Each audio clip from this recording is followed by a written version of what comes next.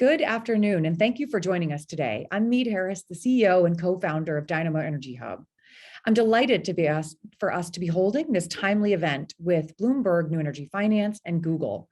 It's a great opportunity to showcase Dynamo's network and also the partnership we have with BloombergNEF around innovation.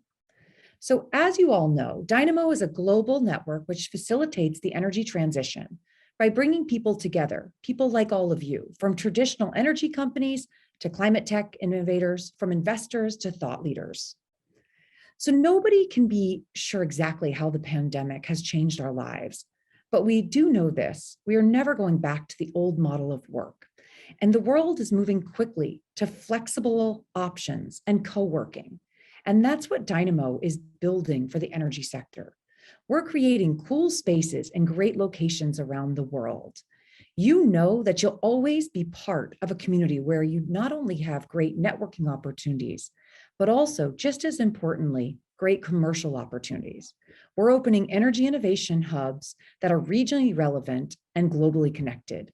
As you can see in the slide, we now have hubs in Boston, New York, Washington, DC, Austin, Texas, and Denver, Colorado. And by the end of this year, we will have 10 hubs around the world. We are the future of work for the new energy economy. So with that brief introduction, I'd like to just thank all of you for joining us. And a couple housekeeping items. We will have a Q&A after all the speakers. So feel free to just put your questions in the chat box, and we will cover those after. Also, this event is being recorded, so the recording as well as all the slides will be up on our website this week as well, so you will have access to the materials. So we've got a great program today with Sarrah Raza, the climate tech analyst at BloombergNEF, who will give us a presentation on the climate tech investment trends. And we will also hear from our Dynamo member, Michelle Chang, who's the program manager on Google's climate and infrastructure team. And she'll discuss Google's 24/7 carbon-free energy as a path to net zero. So with that, I'm now delighted to introduce Benji Kafri from BloombergNEF. Benji is head of global client relations based in their head office in London. In his current capacity, Benji is responsible for BloombergNEF's commercial strategy, as well as the company's innovation program. And that's what Benji's really going to talk to you about. He's going to talk about the Pioneers program that they're running, as well as the partnership that we now have with BloombergNEF. So with that, over to you, Benji. Thank you. Great. Well, thanks for the kind introduction, and welcome, and everyone, thank you for joining us today. Maybe I'll start by sharing my screen, but also sharing a little bit about the partnership and really how it all came about. So it started, like every good story, about a few months ago in October. Meade and I caught up after a very long COVID break at our London summit, which was the first in person after a long time, and we had zillion of things to catch up on. But really, we landed on one kind of area that is close to both our heart, which is what can we do more to help accelerate and progress on some of the kind of climate innovation gaps. And we said, well, how about we collaborate and kind of join forces, and how about we actually bring our networks together and share some of our learnings and try and get good things out of it.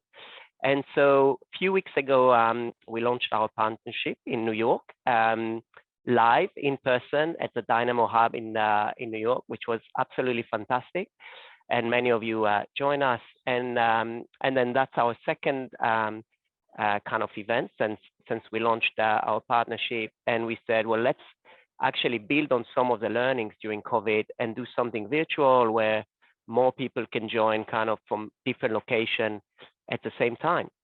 And we plan to do many more. So let me just do a quick introduction also to BloombergNEF, for those of you who don't know, and a little bit about what we do on innovation and climate tech, and then introduce Sarrah Raza to share some of the trends and numbers and insights we have on the climate tech world.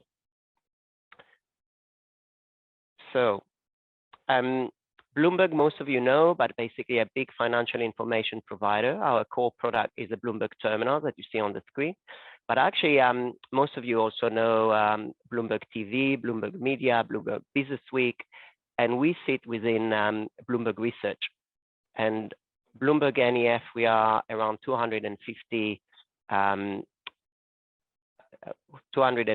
colleagues, some of us analysts, some of us on the kind of product side, and we live and breathe the transformation to a low carbon economy. That's the scope of our coverage. So apologies in advance, quite a lot of icons there, but actually to get our world to a lower carbon economy requires attention in many areas. But I'll try and simplify it for all of you. If we look at the center of the screen, there are 4 pillars that we really need to sort out in order to get to where scientists are saying is less harmful for the world. So the first thing we need to sort out is decarbonizing power systems.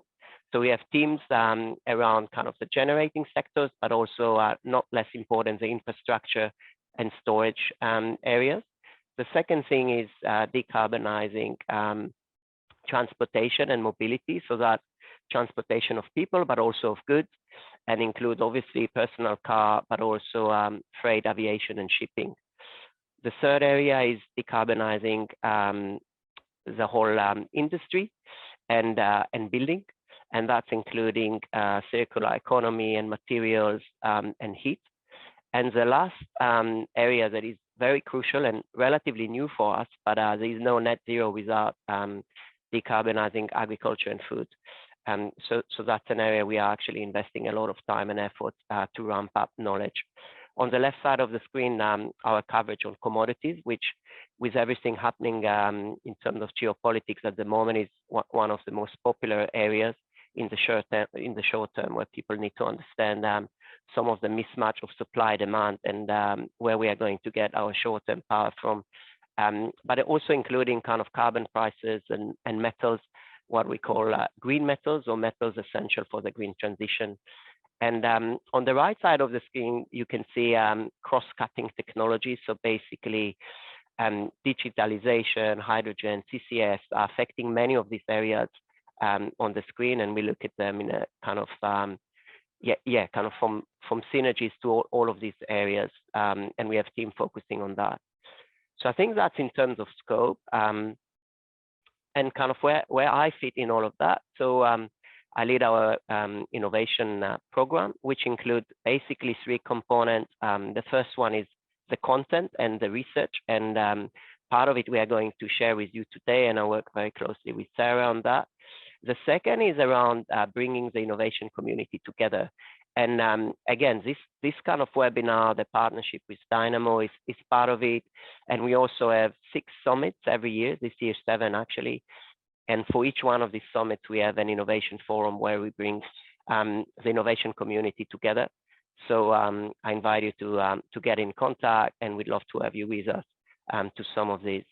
And the third component is our BloombergNEF Pioneers, which is basically our way to recognize 12 innovative startups every year. We pick 3 challenges, 3 kind of climate innovation gaps that where the world needs innovation and that are very hard.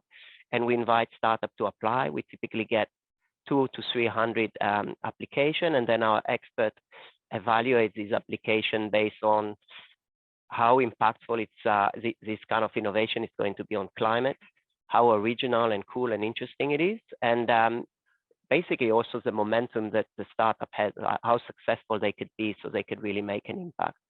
And then we come with an output of 12 great winners, which I'll share in a second. But also we publish 3 challenges where we actually share all the different solutions to the challenge we saw. So the one for this year, 24/7 clean power, which we are going to talk more on later on.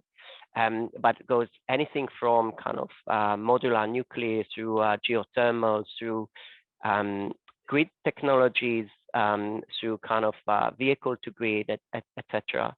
The second one is basically negative emission. And again, kind of everything from direct air capture innovation through ocean-based ones, through dealing with agriculture waste. And the third one is decarbonizing aviation, again, kind of from sustainable fuels through e-plane, hydrogen plane, and just kind of optimization technologies. So these are our winners for this year. And really, I would like to invite all of you to either apply for the next round of Pioneers if you are a startup, or tell your startups to apply if you are an investor, or just for everyone, really just enjoy the learnings from this exercise, because yeah, we are just about to publish the white papers. And then it's not just about the winning startup, but really all the potential solution to deal with these big challenges for us. So without any further ado, I'd like to introduce Sarrah Raza, one of our lead analysts and leading our work on climate tech research, to share some of the key trends we see. Hi, everyone. So my name is Sarah. I sit in our tech and innovation team, particularly within climate tech, and I lead all of our investment looking at climate tech startups through from VC, seed, accelerator funding, all the way through to growth equity and public markets. So if we just go to the next slide. So just to give you a little bit of context before we dive straight into the investment trends. So this chart shows what an economic transition might look like to 2050. So this is based on the cheapest form of new build power generation. So this kind of looks at where are things going. As you can see in this chart, due to the falling cost of solar and wind, this scenario shows that by 2050, around 76% of electricity generation is net zero. Now, this may sound great, but this scenario would still lead to an estimated 2.2 degrees of global warming by 2050 and a 3.3 degrees temperature rise by the end of the century. So emissions from power and transport do go down during this time, but emissions from buildings and industry still go up. We can go to the next slide. So what do we actually need to get to only 1.75 degrees warming by 2050? Well, we need true net zero energy emissions, and that's where investment and innovation come into things. Now, in terms of BloombergNEF's data, we cover everything from the 6 sectors from the previous slide. So you have transport and mobility, energy, agriculture and food, industry and materials, climate and carbon, and buildings. Obviously, you will be super familiar with transport, mobility, and energy. They are our typical clean tech sectors. And the more kind of emerging sectors of agriculture and food and industry and materials are also climbing to the similar levels of investment as transport and energy. And you can see in this slide here that in our energy transition investment trends report, which is where this chart is taken from, total global corporate financing into climate tech totaled $165 billion last year. You can see here that obviously energy kind of takes the cake, but I just want to point out that that is skewed for the energy sector. That 68.5 billion is massively skewed towards energy sector IPOs. So that is a lot of wind and solar power plant companies, operators going through an actual IPO transaction. Transport and mobility, you can see, comes second. And just to remind you that all of these sectors here, this is showing investment from both venture capital and private equity markets and public markets. So this is both of them. And we'll go into that split in a moment. But you can see, if you just go back one slide, Benji. So if you can see the yellow here, obviously looks very small. That is the industry and materials sector. Now this sector has taken a bit longer to decarbonize. And the reason for this sector showing slower progress is mainly because to decarbonize this sector usually requires entire retrofitting of manufacturing processes, typically in very much older traditional companies. This is very hard to do with new startup technologies. So it's not to say that the industry and materials sector is any less important. It's just it's one of the hardest out of the 6 to decarbonize.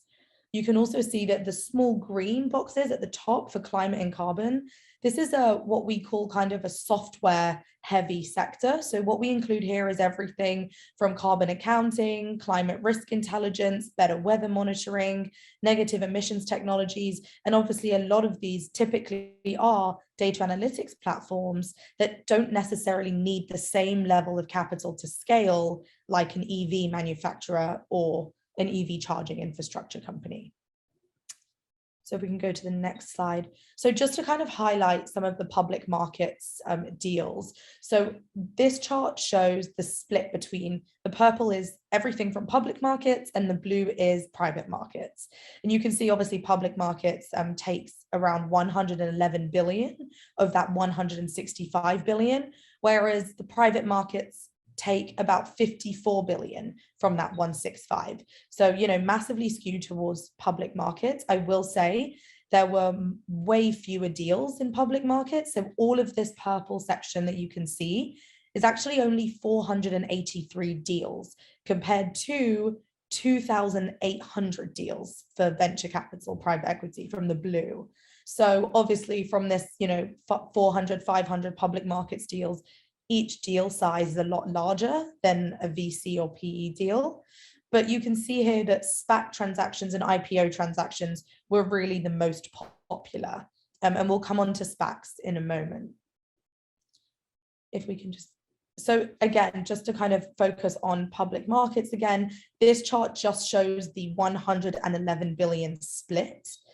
Again, looks pretty similar to the global corporate finance chart, except hardly anything for the more nascent sectors. So we have 0 buildings deals in public markets for decarbonizing the building sector. We have a couple of deals in climate and carbon, a few in agriculture and industry, but really energy sector for wind, solar, hydrogen, nuclear, sort of everything clean power, grid is really the most popular investment space for public markets investors. And that's just to say that, the transport, mobility and energy sector are the most mature of the 6. And typically, as you guys might remember from Clean Tech 1.0, these sectors are really the most popular for investors.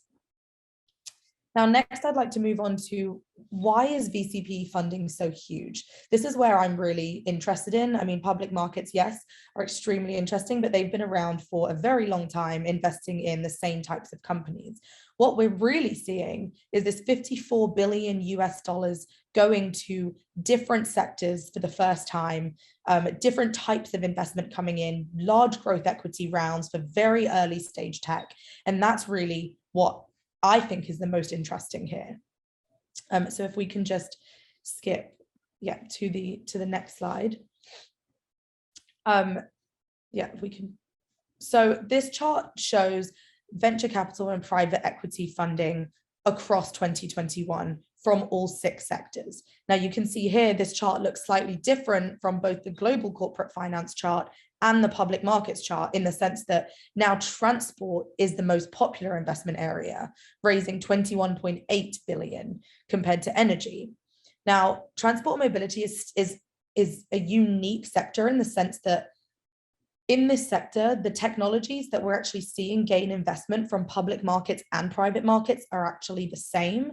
So we're seeing EV manufacturers, EV charging companies, and batteries, those 3 technologies, all equally as popular across late stage public markets investment, whether it's IPO or SPAC deals, plus super early stage seed, accelerator, Series A, Series B venture capital rounds. So, this transport mobility sector, while it has mature technologies, there are still a bunch of companies coming in. We just saw Lucid Motors, follow Tesla and SPAC last year for $4.4 billion was one of the largest SPACs in history. So, we're still seeing a lot of progress in the transport mobility sector, and that's really seeming to be still the most popular area for private investors. In second place was energy, which attracted 27% of the funding. And again, unlike transport, the energy sector has different technologies split between public and private, right? So in public, we see a lot of renewables and clean power. In private markets, we're not really seeing much investment into wind, solar, We're seeing a little bit of solar software startups gain some investment, but really the most popular technologies here are kind of more emerging, such as hydrogen and nuclear fusion. One thing I'd also like to point out is you can see the blue bars here above the kind of turquoise bars. Agriculture and food, while that sector had no presence in the previous two slides I showed you, here agriculture and food startups actually came third in terms of private investment, raising 9.2 billion. And I think that's a massive, massive increase and improvement from the last couple of years, showing that this sector really is shifting from quite nascent and attracting less investment to actually being pretty popular with both clean tech investors, mainstream investors, and climate tech, kind of emerging climate tech investors, whether that's alternative proteins or precision agriculture or satellites. We can go to the next slide. So I just wanted to highlight, I just added this in to kind of highlight what we've seen in the first quarter of 2022. So this is not taken from our energy transition trends report yet. We publish that report annually. So in the last 3 months of 2022, you can see that 15.7 billion was raised, which is actually 131% more than Q1 of 2021. So this year is already set to be kind of a huge year for all of these sectors. And just to hone in on the last 2 months, because this is, we've never seen levels of funding like this. Benji, if we can just go to the next slide. We've never seen sort of record levels of investment like this. But in the last 2 months, a record 4.4 billion went to the transport and mobility sector and 2.2 billion to the energy sector. And I've just kind of highlighted, battery electric vehicles here in the dark red is still the most popular investment area within this sector. We're also seeing mobility services, raise 1.2 billion of that 4.4, and that's things like ride sharing, ride hailing. I believe in here is a round raised by Bolt. And still batteries, EV charging, EV manufacturing are still the three really the most core popular areas. In the energy sector, solar startups, this is a unique 2 months. This is pretty unlike what we've seen, but 1.1 billion, this isn't your typical sort of clean power. This is solar software, optimization. We've got grid optimization software. We've got energy storage, batteries for power. So you can kind of see that split. We go to the next slide. I'll just quickly touch on this very briefly. This is really just to highlight that within the agriculture and food sector, the most popular technology at the moment are alternative protein and dairy startups, combined with recycling and waste management in the industry sector.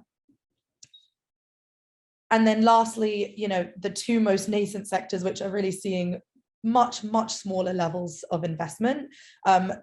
Don't be fooled by this. Buildings raising 871 million. 400 of that in the last 2 months was for a low energy consumption startup, Vive.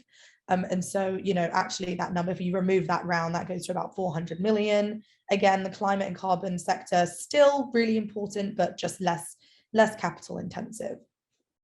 And then if we can just go to the next slide again next. I just kind of wanted to finish off on talking about SPACs very briefly.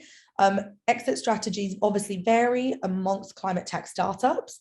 Obviously, there are a bunch of different routes startups can take. We know that there are something called climate unicorns now, where many climate tech startups are choosing to stay private and have over $1 billion valuation. But what's really crucial here is that SPACs have been a very popular method for climate tech startups to scale in the last year.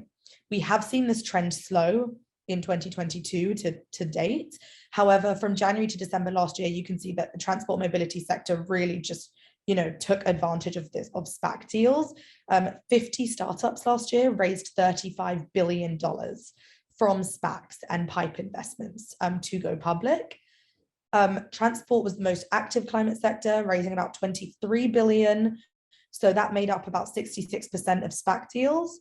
And yeah, you can see kind of they're expanding towards industry and agriculture, pretty much see one per sector, excluding buildings.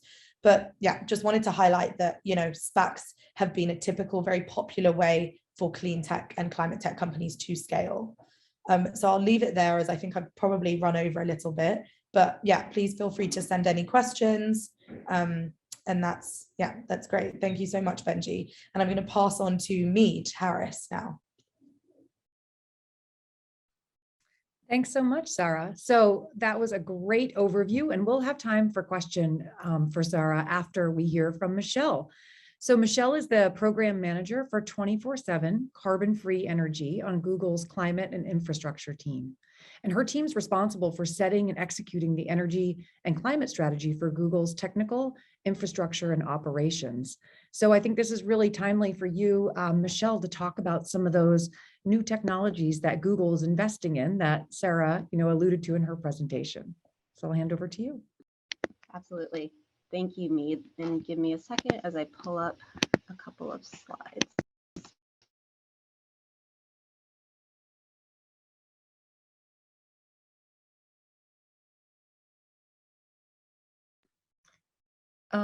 Michelle, you're just on mute.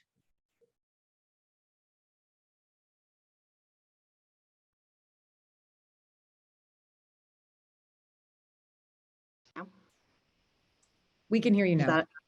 Okay, perfect. Let's see. Just wanted to say thank you to Meade and Dynamo for having me. Excited to be speaking with you all today. I'll start off by framing up where Google is coming from when we think about climate technologies. And that's primarily from the perspective of a large energy user. And then I'll dive into our corporate energy ambitions, and then finally end with how Google is looking to really help catalyze and accelerate the commercialization of a lot of these emerging climate technologies that we see as critical to our decarbonization goals. So as you can see here, our electricity consumption across our global footprint of data centers and campuses was over 15 terawatt hours in 2020.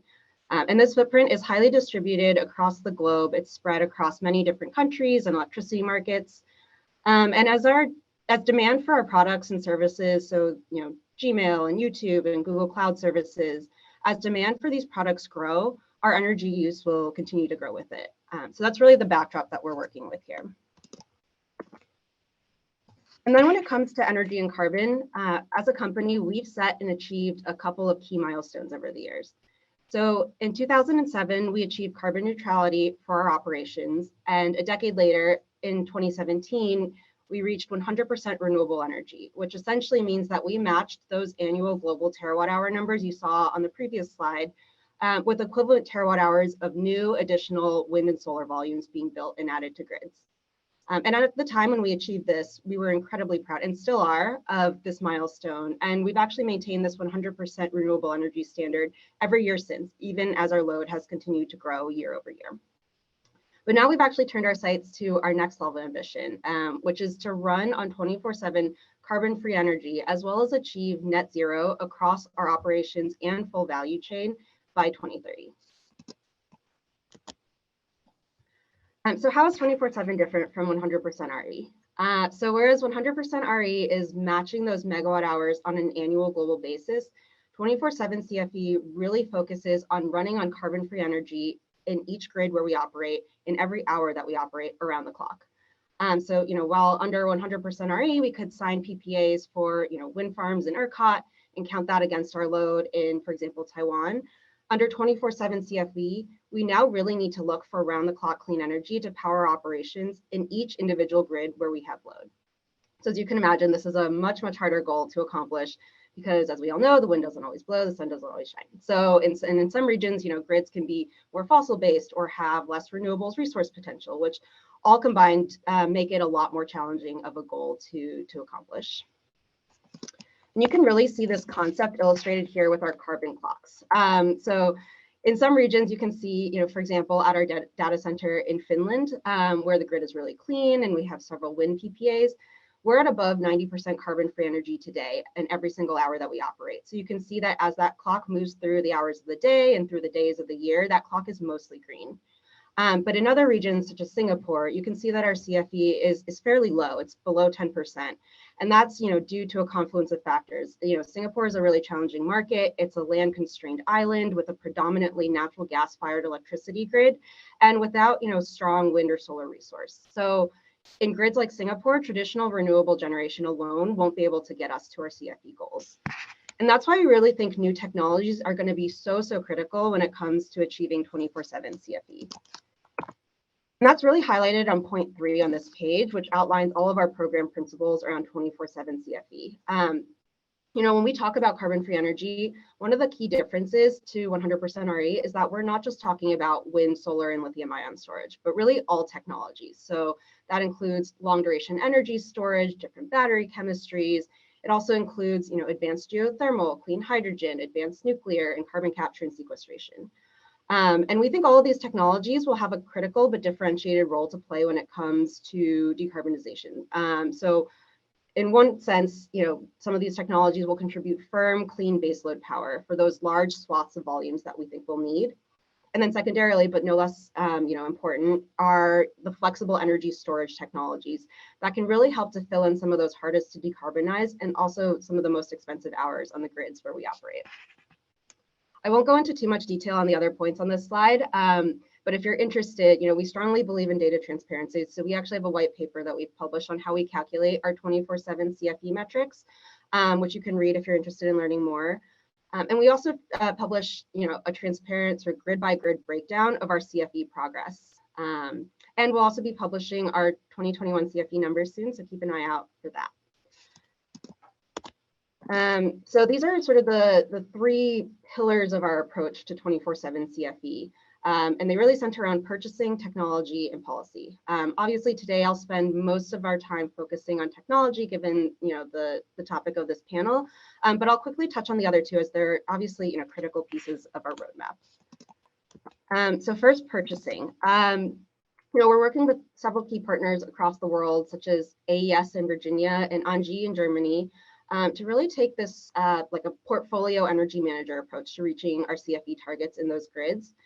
So these partners are helping us build out a portfolio of new carbon-free energy assets. So, that includes things like solar and wind and hydro and battery storage, where over the coming years, these partners will help source and contract and manage these renewable energy assets, while also managing the direct energy supply to our data centers. And we've negotiated a similar model in Germany, where we worked with ENGIE to build a portfolio of solar, as well as repowered wind assets, where our offtake contract is keeping some of these wind farms generating and on the grid, to guarantee that, as our load grows in Germany, we'll be able to reach increasingly high levels of CFE year after year. Now turning to technology. So as I mentioned before, carbon-free energy in our mind really spans a breadth of technologies beyond what is typically considered when we say renewables. So, when we look at all of these technologies, we obviously take more into account than just the green megawatt hours that are being produced, but we're also considering things like life cycle emissions or, environmental and ecological impacts and other externalities that are really important and have to be considered. And our theory of change here when it comes to emerging climate technologies is really focused around catalyzing the deployment of first-of-a-kind commercial projects by trying to serve as the first commercial customer for these emerging energy technologies. As I think most folks on this call probably know, these technologies are still fairly nascent and expensive today, but we think a lot of them have a really promising shot of reaching material scale by 2030. So, in terms of maturity, think of like the TRL, so technology readiness level 5 to 8 range. And we really focus on this sweet spot because we want to work with technologies that we think have a potential to play a significant role in the coming years, not only to help Google reach our own 24/7 CFE goals by 2030, but also, more broadly, advance broader grid decarbonization in 2030 and beyond. And one of the critical gaps that we see in the financing ecosystem today is for these first commercial plants, where many of the innovative startups that Sarah was talking about, that was getting that 54 billion of VC and PE investment, they're now reaching a point in their development cycle where they're ready to move out of labs and move beyond demonstration projects and onto a first large utility scale deployment. But because of the way these technology partners are typically capitalized with private VC dollars, they're not necessarily well set up to fund the large CapEx requirements of commercial deployments. And then on the other side of the spectrum, typical project finance investors, they're really seeking yield via de-risked infrastructure projects, so solar and wind and other sustainable infrastructure assets. So that really leaves a gap that we see, a funding gap for these first of a kind commercial plants.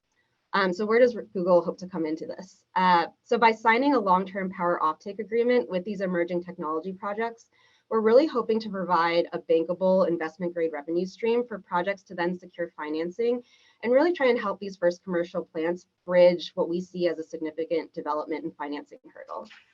And we're not just looking to catalyze, first commercial plants and then walk away, end of story. We're really hoping to build long-term partnerships here. So, I think in many ways you can think of, obviously Google is kind of a large and unique electricity purchaser. And if you think about our loads and our footprint, we're sort of equivalent to a globally distributed utility. And we really want to work with technologies that we could see having an impact across our entire global portfolio for many years to come. And, we recognize that at this stage, these technologies aren't really going to be able to compete on their own with wind and solar when it comes to LCOE and price.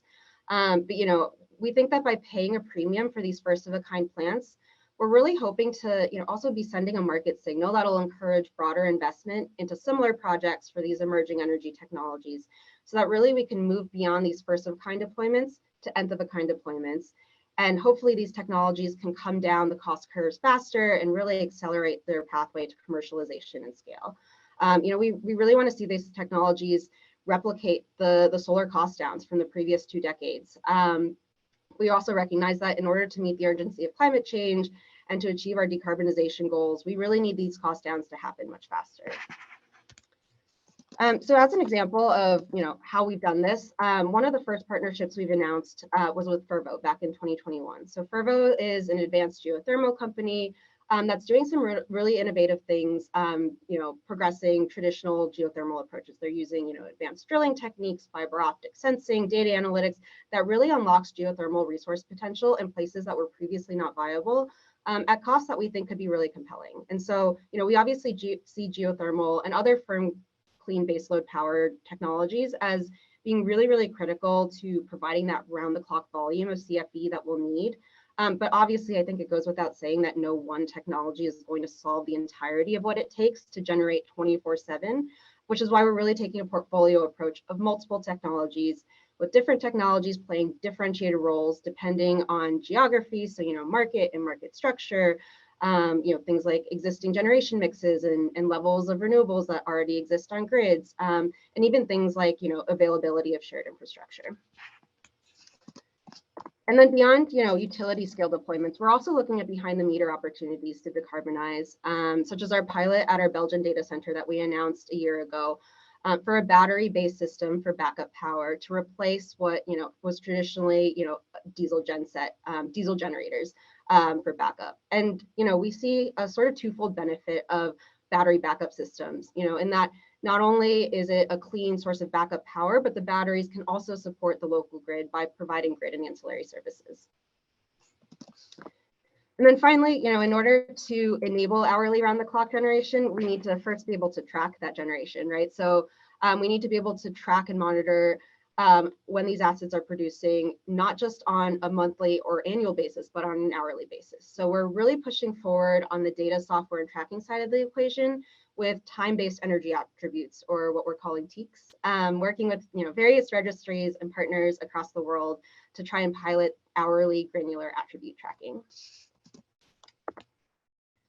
And then last but not least, our third pillar is policy. So, our goal with 24/7 carbon-free energy has always not just been about Google's own 2030 goals, but truly around broader grid decarbonization in the grids and communities where we operate, which I think goes without saying isn't possible unless companies and stakeholders across the carbon economy really buy into 24/7 CFE. So with that understanding in mind, we've launched a 24/7 CFE compact in partnership with SD for All. And obviously, we'd love to have all of you on this call sign up and work with Google on committing to 24/7 CFE. You can see the link here on the slide, just a little plug. And beyond the compact, we also work with other corporates on clean energy purchasing through SEBA. And we've actually been really excited to see several early adopters of 24/7 CFE, including the US government, which committed to purchasing 24/7 CFE for federal buildings, which is a really exciting milestone. And then finally, to wrap it up, we also recently released our policy paper a couple of weeks ago, which focuses on expanding efficient wholesale markets, talks about empowering consumers, and also policy measures to enable, accelerated development and deployment of emerging technologies like the ones that, I just talked through today, which we're really excited about.